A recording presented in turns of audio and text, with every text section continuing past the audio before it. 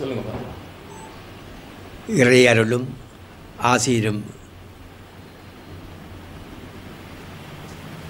வேண்டி இன்று நாங்கள் ஒன்றாக கூடி நிற்பதற்கு ஒரே ஒரு காரணம், நாங்கள் ஒரு கட்டமைப்பாக கட்சிகளெல்லாம் தாண்டி ஒவ்வொரு கட்சியும் தாண்டி எல்லோரும் ஒன்றாக நிற்கின்றோம். நாங்கள் தமிழ் அரசு கட்சியைச் சேர்ந்தவர்கள். என்னுடைய பெருமை என்னவென்றால் உங்கள் அனைவருக்கும் தெரியாது. சிறு வயதிலேயே சென்ட் மைக்கேல்ஸ் நான் எஸ்எஸ்சி படிக்கும்போது ஜிஜி பொன்னம்பலம் அவர்கள், தந்தை செல்வா, அமிர்தலிங்கம் போன்ற இளைஞர்கள் எல்லோரும் இங்கு முதலாக மட்டக்களப்பில் கூட்டம் ஒன்று போடுகின்றார்கள். எங்கள் சுதந்திரம் எடுத்த ஆண்டிற்கு அடுத்த ஆண்டு நினைக்கின்றேன். நான் எஸ்எஸ்சி படிக்கும்போது அது 52ஆம் ஆண்டு என்று நினைக்கின்றேன்.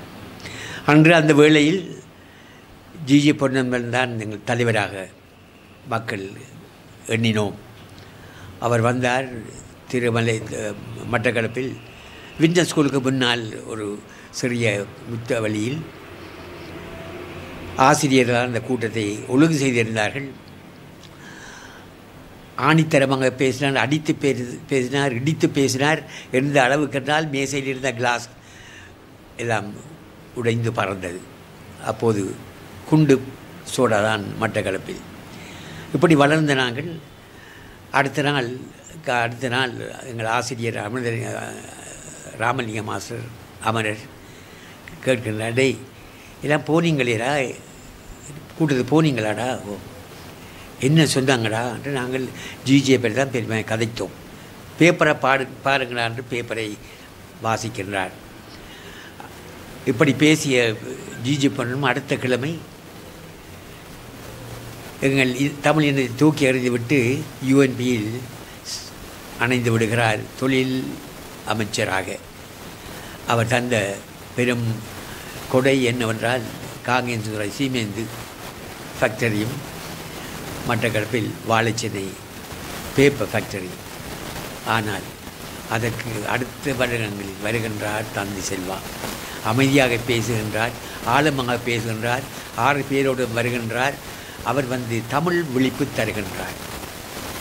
அவர் சொன்னதெல்லாம் பறிபோகின்றது, பட்டிப்பளை பறிபோகின்றது, கந்தலாய் பறிபோகின்றது என்று இந்த தந்தையோடு நெருங்கி பற்றிய வாய்ப்பு இறைவன் எனக்கு தந்த ஒரு பெரும் கொடை என்று நினைக்கின்றேன். அவர் நல்ல வயது முதிர்ந்த காலத்திலும் கூட நான் அப்போது ஒரு இளம் குருவாக இன்னும் பட்டம் வரவில்லை, குரு மாணவனாக நான் அவருடன் பேசி கொண்டிருப்பேன். அவர் சொல்லுவார், நாங்கள் எவ்வளோ பெருமைப்பட்ட ராஜர்கள் கூட காட்சியை விட்டு தந்தை சொல்வார், அவர் வருவார், திரும்பி வருவார். இப்படியான காலத்தில் அல்ஃபிரட் துரையப்பாவின் கொலை நடக்கின்றது யாழ்ப்பாணத்தில். 40-50 பேர் மறியலில் வெளிக்கடையில் அடைத்து வைக்கப்பட்டுள்ளார்கள். மாவை சீனாதிராஜா, காசியானது, நாங்கள் மட்டக்களப்பு காசியானது, என்னுடைய தமையன் அல்போன் பேரை கொழும்பில் படிப்பித்து கொண்டிருக்கிறார் சிலைவாயில் ஒரு கல்லூரியில். அங்கிருந்தவர்கள் எங்கிருந்த நாவற்குடாவில் சேயன் என்று இவர்கள் எல்லோரும் அடைபட்டிருக்கிறார்கள் வெளிக்கடையில். காரணம் அல்ஃபிரட் துரையப்பாவை யாழ்ப்பாணத்தில் யாரோ சுற்றலாம் என்று அனைவரையும் அடைத்தார். இப்படியான காலகட்டத்தில் இவருடைய செய்திகள் நான் மறியல் வீட்டில் போய் தமிழை சந்தித்த பிறகு அவருடைய செய்தியை நான் தான் கொண்டு செல்வேன் தந்தை செல்வாவிடம். அவர் எல்லோரும் முடிவு எடுக்கின்றார்கள், நாங்கள் எல்லோரும் உண்ணாவிரதம் இருக்கப் போகிறோம், 2 ஆண்டுகளாக போகின்றது, உண்ணாவிரதம் இருக்கப் போகின்றோம் என்று. அந்த செய்தி துண்டை நான் தான் கொண்டே தந்தையிடம் ஒரு சனிக்கிழமை பின்னேரம் கொடுக்க அவர் சொன்னார், டிவைன் நீங்கள் நாளை காலையில் வாங்க, நான் மறுபடியும் சொல்லுவேன். கொடுத்துவிட்டு போய்கொண்டிருக்கும் வேளையில் அவருடைய ஆஃபீஸ் கிளாக்கர் என்னை ஃபாதர் என்று அழைக்கின்றான், தந்தை வரட்டாம் என்று அழைக்கின்றான். தந்தை படியை விட்டு இறங்கி வருகின்றான், தள்ளாடு வயதிலும். நான் கண்ணால் தண்ணீர் வடிய டிவைன் அவரிடம் சொல்லுங்கள், தற்கொலை செய்ய வேண்டாம் என்று. உண்ணாவிரதம் இருக்கட்டும், தற்கொலை செய்ய வேண்டாம், அவர்கள் என்னுடைய நாளைய தலைவர்கள் என்று சொன்னதை தந்தை செல்வார். ஆகவே இந்த தந்தையோடு நெருங்கி பழகி இந்த தமிழர் கட்சியில் ஊறிய நான் இன்று அரசியல் கட்சியில் தான் இருக்கிறேன். ஆனால் இன்று நடக்கும் ஒரு விடயம் என்னவென்றால், கட்சியில் கப்பால் சென்று நாங்கள் தமிழர்களாக ஒன்றாக நிற்கின்றோம், இத்தனை ஆண்டு காலமாக அனைத்தையும் இழந்து நின்றோம், இப்போது கட்சியில் ஊடாக சென்று பிரயோசனமில்லை. ஆகவே நாங்கள் தமிழ் மக்களாக, வடகிழக்கு தமிழ் மக்களாக ஒன்றாக நின்று நாங்கள் உலகுக்கு காட்டப் போகின்றோம். நாங்கள் யார், எங்களுக்கு என்ன நடக்கின்றது, அனைத்தையும் இழந்து நிற்கின்றோம். ஆகவே எங்களுக்கு ஒரு தீர்வு வேண்டும் என்று நாங்கள் இந்த சிங்கள தலைவர்களை நம்பவில்லை, ஆனால் நாங்கள் நம்பியிருக்கின்றோம்.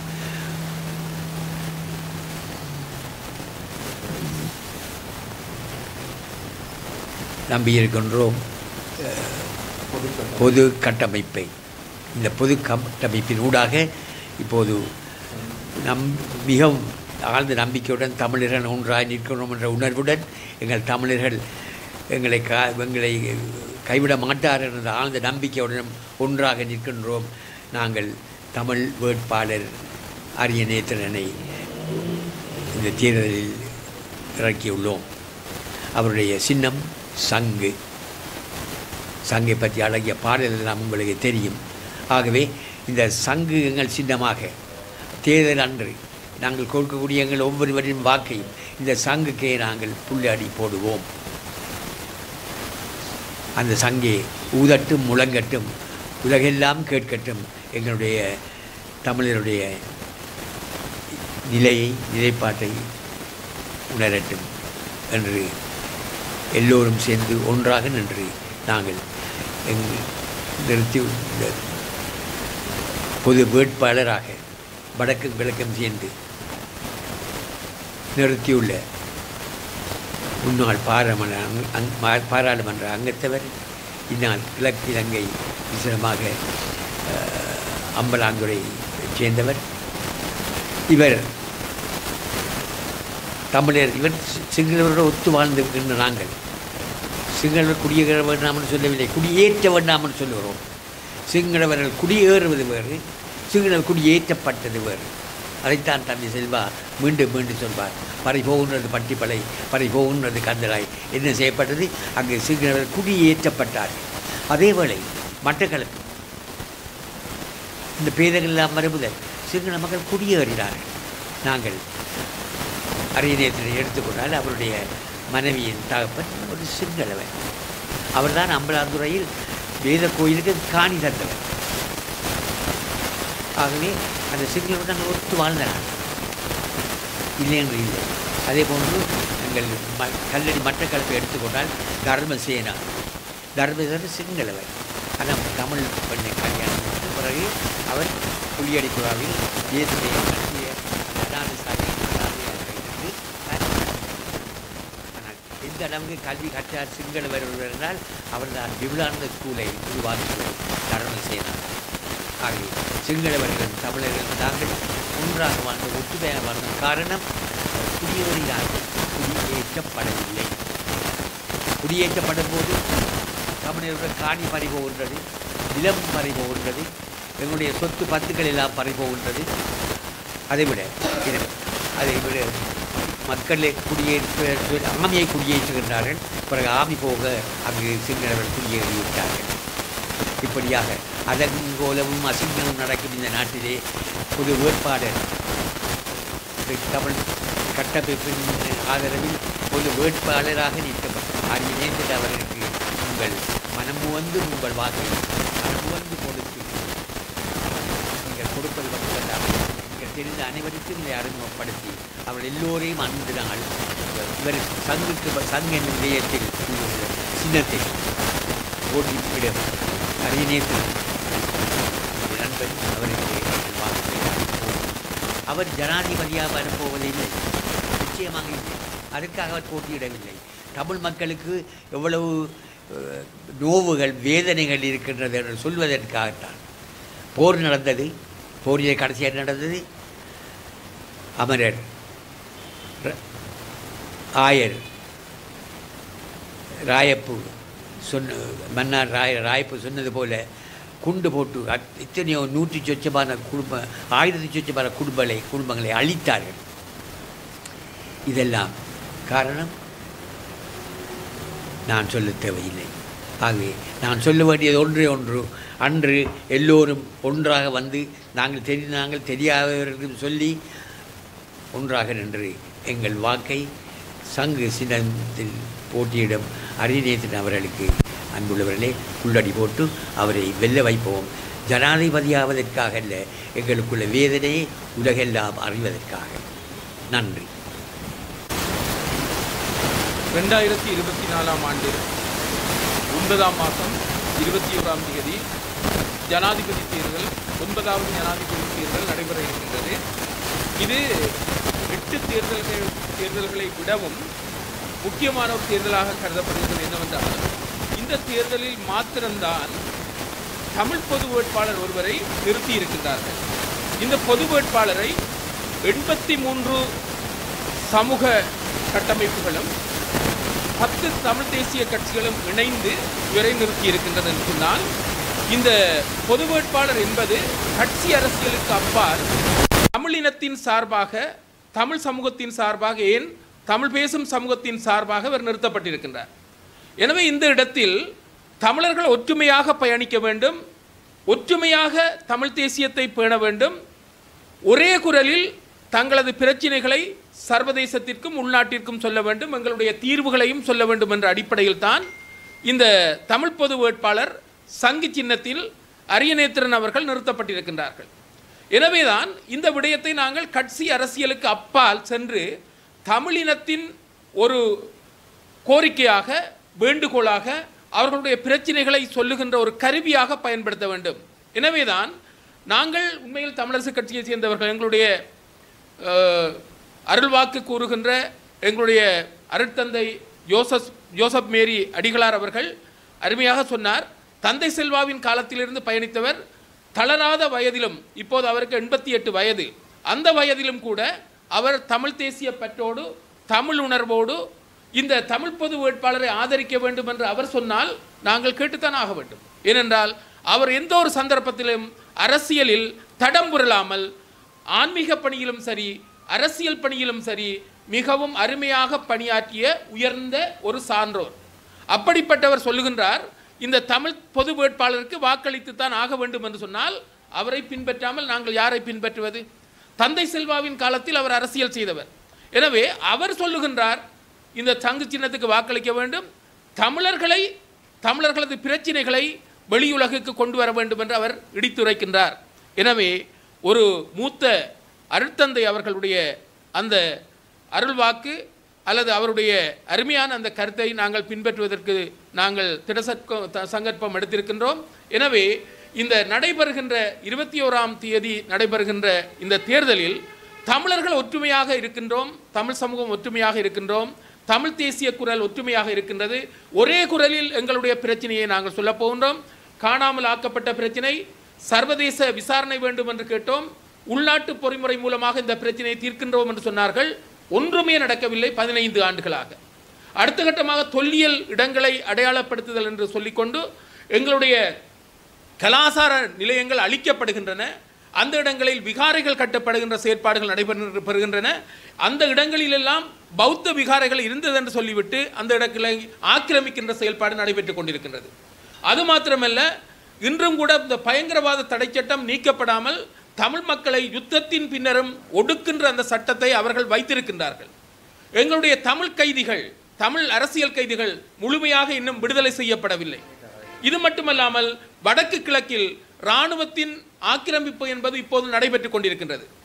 மயிலத்தமடு மாதவன இந்த மேய்ச்சல் தரை இப்போதும் ஆக்கிரமித்து கொண்டிருக்கின்றார்கள். 365 நாட்களுக்கு மேலாக அகிம்சை ரீதியாக வீதியிலிருந்து போராடிய அந்த கால்நடை வளர்ப்பாளர்களுக்கு எந்த ஒரு தீர்வும் இந்த ஜனாதிபதியால் கொடுக்கப்படவில்லை. 100 நாட்களுக்கு மேலாக கல்முனை வடக்கு பிரதேசத்தை எங்களுக்கு முழுமையாக்கி தர வேண்டும் என்று போராடினார்கள், அதுவும் கேட்கப்படவில்லை. ஆகவே நாங்கள் இந்த 8 ஜனாதிபதிகளின் ஆட்சி காலத்திலும் அவர்களுக்கு வாக்களித்திருந்தும் கூட அவர்கள் எங்களை தாராளமாக ஏமாற்றி இருக்கின்றார்கள். இந்த 9வது ஜனாதிபதி தேர்தலிலும் கூட சில வேளைகளில் பொது வேட்பாளர் இறக்கப்படாமல் இருந்திருந்தால் நாங்கள் ஆரோ ஒரு சிங்கள ஜனாதிபதி வேட்பாளருக்கு நாங்கள் வாக்களித்திருப்போம். ஆனால் முதல் தடவையாக இந்த வேட்பாளர் நிறுத்தப்பட்டிருக்கின்ற போது அதேவேளை தமிழர்களின் கோரிக்கைகளை மையமாக வைத்து இறக்கப்பட்டிருக்கின்றார், தீர்க்கப்படாத பிரச்சனைகளை மையமாக வைத்து நிறுத்தப்பட்டிருக்கின்றார். இப்படியான ஒரு சூழ்நிலையில் நாங்கள் தமிழ் பொது வேட்பாளரை ஆதரிக்க வேண்டிய தார்மீக கடமை எங்களுக்கு இருக்கின்றது. அதனை விடுத்து மீண்டும் மீண்டும் நாங்கள் ஏமாற்றப்படுவதற்கு நாங்கள் வழிகொள்ளக்கூடாது. கேட்கின்றார்கள், இந்த வேட்பாளர் வெல்லப் போகின்றாரா என்று கேட்கின்றார்கள். இவருக்கு வாக்களிப்பதால் என்ன கிடைக்கப் போகின்றது என்று கேட்கின்றார். நான் ஒன்று கேட்கின்றேன், 8 ஜனாதிபதிகளுக்கு நாங்கள் வாக்களித்தோம், எதை பெற்றிருக்கின்றோம்? ஒன்றையுமே தரவில்லை. அவர்களை வெற்றி பெறச் செய்திருக்கின்றோம். கடந்த காலத்தில் நல்லாட்சி காலத்தில் மைத்ரிபால சிறிசேன அவர்களை வெற்றி பெறச் செய்தோம், மஹிந்த ராஜபக்ச அவர்களை தோற்கடித்து. பிறகு மைத்ரிபால சிறிசேன என்ன செய்தார்? 2018ஆம் ஆண்டு நாங்கள் யாரை தோற்கடிக்க வேண்டும் என்று மைத்ரிபால சிறிசேன அவர்களை வெல்ல வைத்தோமோ அவர் மஹிந்த ராஜபக்சவை பிரதம மந்திரியாக வைத்துக்கொண்டு அவர் அழகு பார்க்கின்றார். பேச்சுவார்த்தை நடந்தது, அரசியல் ஜாப்பு தருவோம் என்றார்கள், ஏமாற்றி விட்டார்கள். சந்திரிகா அம்மையார் சமாதான தேவதையாக வந்தார், என்ன செய்தார்? கடைசியாக அவரும் ஏமாற்றி விட்டு சென்று விட்டார். எனவே எங்களுடைய அரசியல் வரலாறு என்பது ஏமாற்றப்படுகின்ற வரலாறாக இருக்கின்றது, அவர்கள் ஏமாற்றுகின்ற வரலாறாக இருக்கின்றது. எனவே தான் தமிழ் பேசும் மக்களுக்கும் தமிழ் சமூகங்களுக்கு நாங்கள் சொல்லக்கூடிய ஒரு விடயம் என்னவென்றால், வடக்கு கிழக்கு மாத்திரமல்ல, வடக்கு கிழக்கு வெளியில் இருக்கின்ற மக்களும் கூட எங்களுக்கு ஃபோன் பண்ணி கதைக்கின்றார்கள், நாங்களும் கூட இவர்களை ஆதரிக்கிறதுக்கு சித்தமாக இருக்கின்றோம் என்று. எனவே நியாயத்தின் பேரில், நீதியின் பேரில், உரிமையின் பேரில், நாங்கள் பாதிக்கப்பட்ட சமூகம் என்பதன் பேரில், அழிக்கப்பட்ட சமூகம் என்றதன் பேரில் நாங்கள் நீதியை நிலைநிறுத்துவதற்காக, நியாயத்தை நிலைநிறுத்துவதற்காக, ஏமாற்றப்பட மாட்டோம் என்பதை எடுத்துச் சொல்வதற்காக எங்களுக்கு ஆண்டகை ராயப்பு யோசப் அவர்கள் குறிப்பிட்டது போன்று இறுதி யுத்தத்தின் போது 1,46,000 மக்கள் கொல்லப்பட்டிருக்கின்றார்கள் என்ற செய்தியை சொல்லியிருக்கின்றார். அவர் கூட அந்த இழப்புக்குரிய நீதியை பெற வேண்டும் என்று முயற்சித்தார், அவரும் கண்ணை மூடிவிட்டார். ஆனால் நீதி எங்களுக்கு கிடைக்கவில்லை. எனவே ஐக்கிய நாடுகள் சபையின் மனித உரிமை பேரவை அழகாக சொன்னது, உண்மையை கண்டறிய வேண்டும், இறுதி யுத்தத்தின் போது என்ன நடந்தது என்று உண்மையை கண்டறிய வேண்டும், அவர்களுக்கு நீதி வழங்க வேண்டும். அடுத்ததாக மீண்டும் இப்படியான அவலங்கள் ஏற்படாமல் இனப்பிரச்சனைக்குரிய நிரந்தரமான தீர்வை பெற வேண்டும் என்று சொல்லியிருந்தார். எதுவுமே நடக்கவில்லை. 15 வருடங்களாக யுத்தத்தின் பின்னர் எங்களை ஏமாற்றி இருக்கின்றார்கள். எனவே மீண்டும் மீண்டும் நாங்கள் ஏமாறுவதற்கு தயாராக இல்லை. இப்போது ஒரு கதை பேசப்படுகின்றது, மீளப்பெற முடியாத அதிகாரத்தை தந்திருக்கின்றார் என்ற ஒரு கதை இப்போது அழகாக சொல்லப்படுகின்றது. மீளப்பெற முடியாத அதிகாரம் என்றால் எந்த விடயத்திற்கு அந்த மீளப்பெற முடியாத அதிகாரம் தரப்பட்டிருக்கின்றது என்பதை சொல்ல வேண்டும். சமஷ்டி ஆட்சி முறையில் மீளப்பெற முடியாத இந்த அதிகாரங்கள் எங்களுக்கு தரப்பட்டிருக்கின்றது என்று சொல்ல வேண்டும். இது மொட்டை கடிதம் எழுதுவது போன்று மீளப்பெற முடியாத அதிகாரம் தந்தபடியால் அதற்குள் சமஷ்டி இருக்கின்றது என்று எங்கள மக்களை ஏமாற்றுவதற்கு பார்க்கின்றார்கள். எனவே நாங்கள் மீண்டும் மீண்டும் வலியுறுத்துகின்ற விடயம் என்னவென்றால், நாங்கள் 8 தடவைகள் 46 ஆண்டுகளாக ஜனாதிபதித்துவ ஆட்சி முறையின் கீழ் ஏமாற்றப்பட்டிருக்கின்றோம். நாங்கள் திண்ணமாக சொல்லுகின்ற ஒரு விடயம் என்னவென்றால், முதல் தடவையாக தமிழ் பொது வேட்பாளர் தமிழர்களை, தமிழ் பேசுகின்ற சமூகத்தை நம்பி இறக்கப்பட்டிருக்கின்றபடியால் நாங்கள் எங்களுடைய தமிழனின் கடமையை, நான் தமிழன், தமிழ் பேசுகின்ற தமிழன், நான் தமிழ் மண்ணில் வாழுகின்ற தமிழன், வடக்கு கிழக்கு யுத்தத்தின் போது முழுமையாக இந்த மண்ணில் வாழ்ந்த தமிழன் என்ற அடிப்படையிலும், வலிகளை சுமந்த சமூகம் என்ற அடிப்படையிலும் நாங்கள் தமிழ் தேசிய வேட்பாளர், தமிழ் பொது வேட்பாளர், புத்திஜீவிகளால் இறக்கப்பட்டிருக்கின்ற ஒரு வேட்பாளர், மற்றது மதத் தலைவர்களால் ஆசீர்வாதம் கொடுக்கப்பட்ட ஒரு வேட்பாளர், ஊடகவியலாளர்கள் கூட ஏற்றுக்கொள்ளுகின்ற ஒரு வேட்பாளர், இப்படிப்பட்ட வேட்பாளருக்கு நாங்கள் வாக்களிப்பதன் மூலமாக எமது தமிழர்களின் வரலாற்று கடமையை நிறைவேற்ற வேண்டும் என்று இந்த இடத்தில் உருக்கமாகவும் வினயமாகவும் உரிமையுடனும் உங்களிடம் கேட்டுக்கொள்கின்றோம். நன்றி, வணக்கம். வணக்கம். வெகு விரைவில் எமது இலங்கையிலே நடைபெற இருக்கின்ற ஜனாதிபதி தேர்தல் விடயமாக மக்கள் எடுத்திருக்கின்ற நடவடிக்கை என்ன, கட்சிகள் எடுத்திருக்கின்ற நடவடிக்கை என்ன என்பதை பற்றி மக்களுக்கு தெளிவூட்டிய பொறுப்பு நானும் ஒரு முன்னாள் மக்கள் பிரதிநிதி என்ற அடிப்படையில் தெளிவுபடுத்த கடமைப்பட்டுள்ளேன்.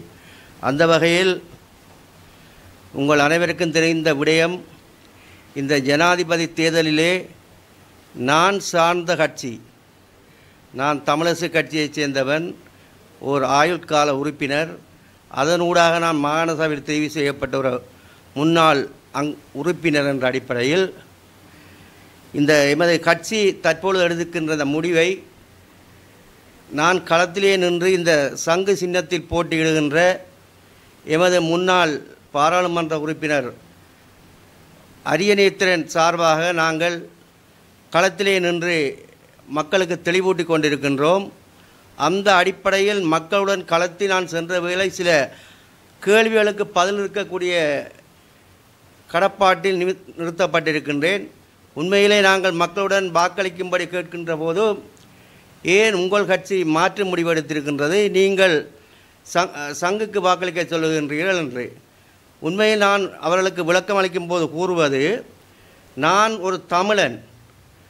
கடந்த காலங்களில் உங்கள் அனைவருக்கும் தெரியும், ஒட்டுமொத்த தமிழர்களினால், புத்திஜீவிகளினால், தமிழ் தேசியத்தை அடிப்படையாக கொண்டு இயங்குகின்ற 6-7 கட்சிகள், தற்பொழுது 9 கட்சிகள் நினைக்கின்றேன், அத்தனை கட்சிகளும் ஒருமித்து நின்று இந்த தேர்தலிலே ஒரு தமிழனை 38 சிங்களவர்களுடன் சேர்ந்து போட்டியிட வைத்திருக்கின்ற காலகட்டத்தில் நாங்கள் யாரை ஆதரிக்க வேண்டும் என்பதை பற்றி நீங்கள் மக்கள் சிந்திக்க வேண்டும் என்ற அடிப்படையில் தான் எனது பதிலை எடுத்திருந்தேன். இருந்தாலும் அவர்கள் கேட்கின்ற ஒரு கேள்வி, ஏன் தமிழரசு கட்சி சஜித் பிரேமதாசவை ஆதரிக்கும் நிலைப்பாட்டை எடுத்தது என்பது. இது விடயமாக உண்மையில் நான் நடந்த உண்மைகளை கூறப்போனால் மக்கள் வேறு விதமாக கட்சியின் பிளவுக்காக இவர்கள் எடுத்த நடவடிக்கை என்று கூட தீர்மானிக்கலாம். உண்மையில் அந்த அடிப்படையில் நான் தமிழரசு கட்சியைச் சேர்ந்தவன், இந்த கட்சியில் பிளவுபடக்கூடாது என்ற அடிப்படையில் நான் அவர்களுக்கு என்னால் கூறக்கூடிய ஒரு விடயம், இது உண்மையிலே ஒட்டுமொத்த தமிழ் அரசு கட்சியைச் சேர்ந்த முக்கியஸ்தர்களின் ஊடாக எடுக்கப்பட்ட ஒரு முடிவு அல்ல. ஒரு சிலரின் தான் தோன்றித்தனமான, தன்னார்வத்துடன் செயற்படுகின்ற, தன்னிச்சையாக செயற்படுகின்ற ஒரு சில பாராளுமன்ற உறுப்பினர்களின் நடவடிக்கையின் ஊடாக திணிக்கப்பட்ட ஒரு திணிவுதான் இது என்றுதான் நான் மக்களுக்கு கூறிக்கொண்டு வருகின்றேன். உண்மையில் மக்கள் சொல்லுகின்றார்கள், ஏன் இத்தனை கட்சிகளும் ஒன்று சேர்ந்து, இத்தனை புத்திஜீவிகளும் ஒன்று சேர்ந்திருக்கின்ற காலகட்டத்தில் ஏன் உங்கள் கட்சி இணையக்கூடாது என்ற கேள்வியை அடிக்கடி எழுப்பிக் கொண்டிருக்கின்றார்கள். உண்மை அவர்கள் கேட்கின்ற கேள்வி சரியான கேள்வி. ஏன்னா ஒட்டுமொத்த தமிழர்களும் இந்த சிங்கள தேசியத்துக்கு எதிராக, கடந்த காலங்களில் நாங்களும் சிங்கள தேசியத்துக்கு வாக்களிப்போம் என்று கட்சி எங்களை வலியுறுத்தியது. இருந்தாலும் கடந்த முறையை தேர்தலில் நான் மட்டும் மட்டக்களப்பு மாவட்டத்தில் எந்த சிங்கள வேட்பாளருக்கும் ஆதரிக்க மாட்டேன் என்று நான் பகிரங்கமாக கூட்டத்தில் பேசியவன் என்ற அடிப்படையில், உணர்வு உள்ள, மானம் உள்ள, மரியாதை உள்ள ஒரு தமிழன் என்ற அடிப்படையில் உண்மையிலே எமது இந்த முடிவு மக்களை ஒரு அச்சத்துக்குள்ளாக்கி இருக்கின்றது. அவர்கள் கேட்கின்ற கேள்விகளுக்கு என்னால் விடை கூட அளிக்க முடியாத கட்டத்தில் இருக்கின்றேன். நாங்கள் கடந்த காலங்களில் தமிழ் வேட்பாளர் என்ற அடிப்படையில் ஒருவரை நிறுத்தவில்லை. கடந்த காலங்களில் தமிழர்கள் தன்னிச்சையாக சில முடிவுகளை எடுத்திருப்பார்கள். கடந்த காலம் உங்களுக்கு தெரியும், இவ்வாறான ஒட்டுமொத்த கட்டமைப்பினூடாக இவரும் இந்த வேட்பாளர் நிறுத்தப்படவில்லை.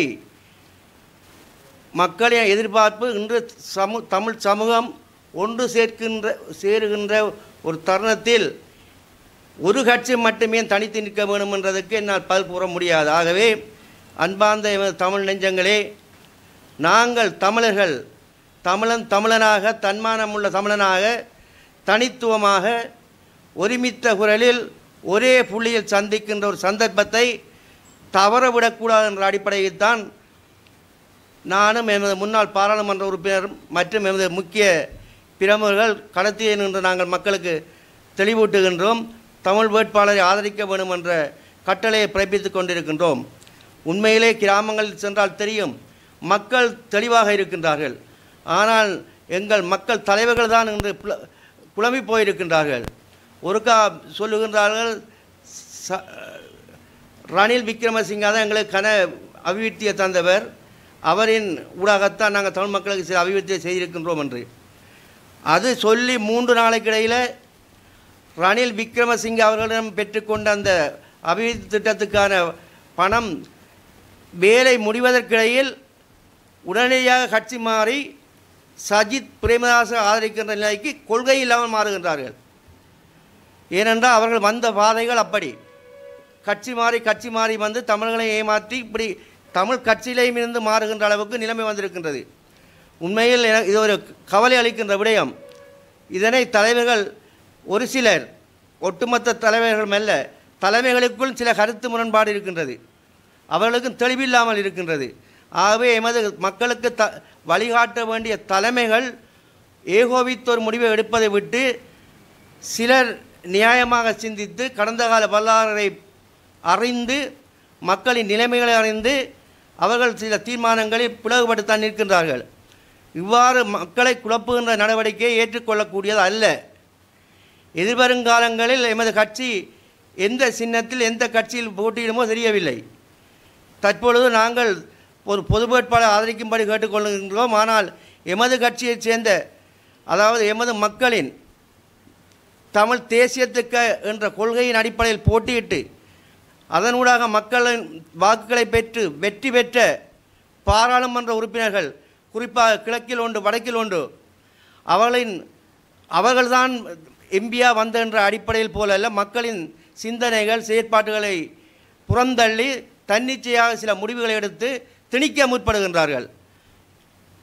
கடந்த காலங்களில் உங்களுக்கு தெரியும், தமிழ் மக்கள் எந்த அச்சத்துக்கும் பயப்படாமல் வாழ்ந்தவர்கள். கடந்த கால யுத்தமாக இருக்கட்டும், போராட்டமாக இருக்கட்டும், வறுமையாக இருக்கட்டும், எல்லாம் எதிர்நீச்சல் அடித்த எமது தமிழ் மக்கள் எவ்வளவோ விடயங்களை கண்டவர்கள், ஒழித்து ஓடினவர்கள், சுடப்பட்டு தாக்கப்பட்டவர்கள், உடைமைகள் இழந்தவர்கள், உரிமைகளை இழந்தவர்கள்.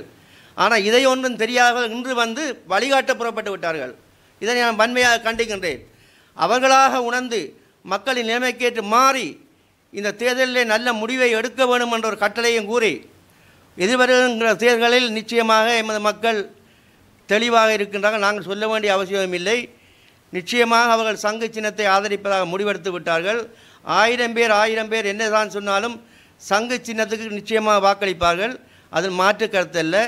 இவர்கள் எதிர்பார்க்கின்றது போல சஜித்துக்கோ அன்றைய கேஸ் சிலிண்டருக்கு வாக்களிக்கும் நிலைமையில் மக்கள் இல்லை. அவ்வாறு வாக்களிக்கின்ற மக்கள் தன்னிச்சையாக தங்களுக்கு மட்டுமான ஒரு சில தேவைகளை சேவைகளை பெரும் நோக்கில் மட்டும்தான் அப்படியான மக்கள் வாக்களிப்பார்கள். இனத்துக்காக, விடுதலைக்காக, உரிமைக்காக, எங்கள் உரிமைகளை காப்பதற்காக நினைத்திருக்கின்ற உண்மையான அப்பாவி மக்கள் என்றும் துணிவாக இருக்கின்றார்கள். அவர்கள் உணர்த்துகின்றார்கள், இதனூடாக ஜனாதிபதியாக வருவாரா என்று ஒரு கேள்வியும் கேட்கின்றார்கள். உண்மையில் நாங்கள் கூறுகின்றோம், அவர் நிச்சயமாக இந்த இலங்கை திருநாட்டு சட்டத்தின்படி ஒரு தமிழன் ஜனாதிபதியாக வர முடியாது. அதன் அடிப்படையில் நாங்கள் கூறுவது, அவர் ஜனாதிபதியாக வருவார் என்று அல்ல, அவரை நாங்கள் ஒரு புள்ளியாக, அரியேந்திரனுக்கு அல்ல, அரியேந்திரன் ஒரு தமிழ் தேசியத்தின், தமிழ் மக்களின் ஒருமித்த குரலாக எங்கும் தனது குரலை உரத்து ஒலிக்கக்கூடிய ஒரு தன்மானம் உள்ள, ஒரு கடந்து வந்த பாதையில் கரைபடியாத ஒரு தமிழ் பற்றாளன் என்பதை மட்டும்தான் நாங்கள் தெளிவுபடுத்துவது. ஆகவே நிச்சயமாக வருகின்ற 21ஆம் தேதி எமது மக்கள் சங்கைத்தான் ஊதுவார்கள், சங்க சின்னத்தையும் வாக்களிப்பார்கள். அதில் மாற்று கருத்தில்லை. ஏனென்றால் இதனூடாக நாங்கள் வருகின்ற ஜனாதிபதி நிச்சயமாக ஒரு சிங்கள ஜனாதிபதி வருவார். அந்த ஜனாதிபதிக்கும் எதிர்காலத்தில் தமிழ் மக்கள் ஏன் பிரிந்து நிற்கின்றார்கள், ஏன் தமிழ் மக்கள் எமக்கு ஆதரவை தருகின்றார்கள் இல்லை என்பதை சிந்திக்கின்ற அளவுக்கு இந்த எங்கள் செயற்பாடு அமைய வேண்டும் என்பதை நாங்கள் மக்களுக்கு தெளிவாக கூறிக்கொண்டு வருகின்றோம். அது மட்டுமல்ல, எமது புலம்பெயர்ந்த நாடுகளில் வாழ்கின்ற எமது அன்பு தமிழ் நெஞ்சங்கள் இன்று அங்கிருந்து அவர்களின் எதிர்பார்ப்பு கூட, எமது இலங்கை திருநாட்டிலே அதிகளவான மக்கள் தங்கள் வாக்குகளை சங்குக்கு அளிப்பதனூடாக தாங்கள் அந்தந்த நாடுகளில் இருக்கின்ற அரச தலைவர்களுடன் எமக்கான தேவைகளை, எமக்கான பிரச்சனைகளை, எமக்கான நடந்த அட்டூழியங்களை நிமிர்ந்து நின்று பேசுவதற்கு ஒரு செய்தியையும் சொல்லக்கூடிய அளவுக்கு இந்த தேர்தல் அமையும் என்பதை கூறிக்கொள்ள விரும்புகின்றேன். வரும் செப்டம்பர் மாதம் 21ஆம் தேதி இலங்கை ஜனநாயக சோசலிச குடியரசினுடைய 9வது நிறைவேற்று அதிகாரமுடைய ஜனாதிபதியை தெரிகின்ற தேர்தல் தீவு முழுதும் இடம்பெற இருப்பதை நாங்கள் அனைவரும் அறிவோம். கடந்த காலங்களில் இல்லாததை விட தீவிர பிரச்சாரங்களும் தீவிர கட்சி தாவுதல்களும் தீவிர வசைபாடுதலும் பொய் மூட்டைகளை அவிழ்த்து விடுகின்ற ஒரு தேர்தல் களமாக இந்த தேர்தல் களம் இன்றைய தேர்தல் களம் இருப்பதை நாங்கள் அவதானித்து கொண்டிருக்கின்றோம். இந்த சந்தர்ப்பத்திலே இந்த தேர்தலிலே இலங்கையினுடைய ஜனாதிபதியை தெரிவு செய்வதற்காக 39 வேட்பாளர்கள் போட்டியிடுகின்ற ஒரு நிலையும் இருக்கின்றது.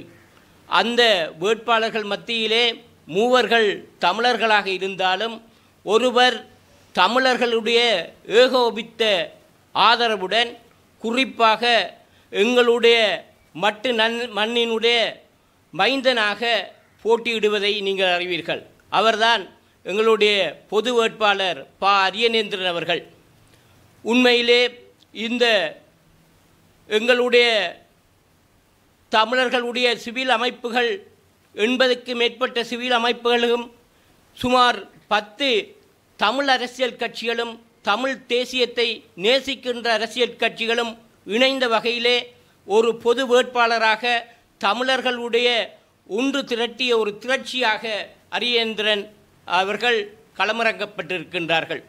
இந்த சந்தர்ப்பத்திலே நாங்கள் பார்க்கின்ற போது இலங்கையிலே இருக்கின்ற 9 மாகாணங்களிலேயும் இந்த வடக்கு கிழக்கு மாகாணங்களிலே மாத்திரம்தான் இந்த பிரதான வேட்பாளர்கள் இன்று முகாமிட்டு இருக்கின்றார்கள்.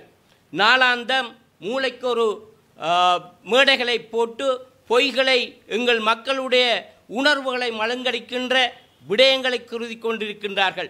இந்த சந்தர்ப்பத்திலே நாங்கள் தமிழர்கள் அனைவரும் ஒன்றாக இண வேண்டிய ஒரு தேவையினை உணர்ந்துதான் எங்களுடைய பொது வேட்பாளர் நிறுத்தப்பட்டிருப்பதை இங்கே தெரிவித்தார்கள்.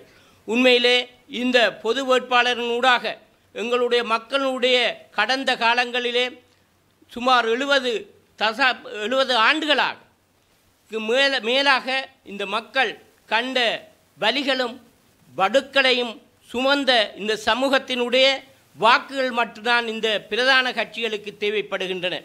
கடந்த காலங்களிலே வாக்குறுதிகளை தந்து ஒப்பந்தங்களை செய்து அவற்றை கிழித்தெறிந்து எங்களுடைய தமிழர்களை மனங்களை சுக்குநூறாக உடைத்தவர்கள்தான் இன்று பிரதான வேட்பாளராக நிறுத்தப்பட்டிருப்பதை நாங்கள் பார்க்கின்றோம்.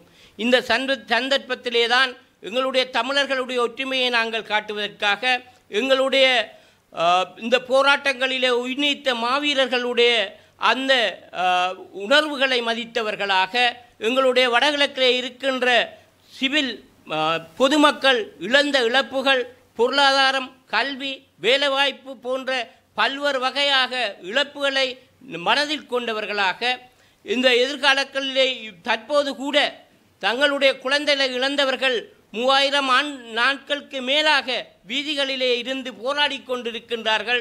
தங்களுடைய தொழில்களை இழந்தவர்கள் வீதிகளிலே இழந்து போராடி கொண்டிருக்கின்றார்கள். எங்களுடைய இளைஞர்கள் இன்றும் கூட இந்த சிறைகளிலே வாடிக்கொண்டிருக்கின்றார்கள்.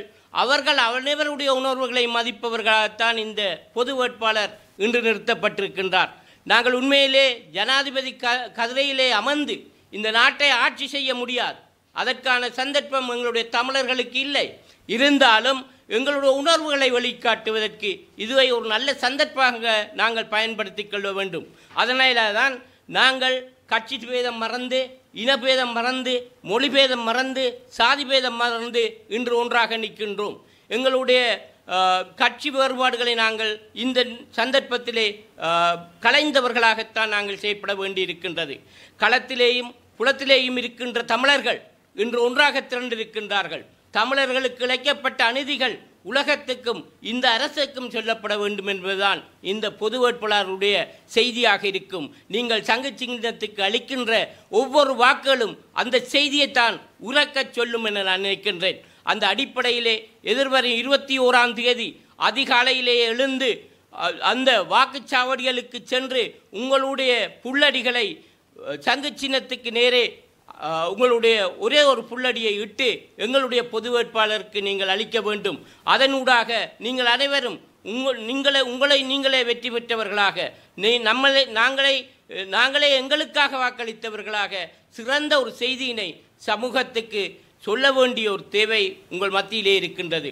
உண்மையிலே இந்த தேர்தலிலே ஏதோ ஒரு வேட்பாளர், பிரதம வேட்பாளர்கள் ஒரே ஒரு வேட்பாளர் வெற்றி பெறுவார், அதற்கான வாய்ப்புகள் இருக்கின்றது. ஆனால் எங்களுடைய சங்கு சின்னத்தினூடாக நீங்கள் இந்த செய்தியை சொல்லாது விட்டால் எதிர்காலத்திலே இவ்வளவு காலமும் இந்த பிரதேசத்திலே தமிழ் மக்கள் பட்ட அவஸ்தைகள் மறக்கப்பட்டு விட்டன, மறுதளிக்கப்பட்டு விட்டன. எங்களுடைய உணர்வுகளை நாங்கள் இழந்து விட்டோம் என்பதாக கருத்தாக முடியும் என்பது என்னுடைய ஆணித்தரமான கருத்து. ஆகவே அன்பார்ந்த வாக்காளர்களே, எதிர்வரும் 21ஆம் தேதி செல்லுங்கள், உங்களுடைய வாக்குகளை சங்கு சின்னத்துக்கு அழியுங்கள். விஷ்ணுவினுடைய கையிலே இருக்கின்ற சங்கு, இங்கு இந்த சங்குநாதம் வெற்றி நாதமாக ஊதட்டும் ஒழிக்கட்டும் என கேட்டு விடைபெறுகிறேன். அன்பு வணக்கம்.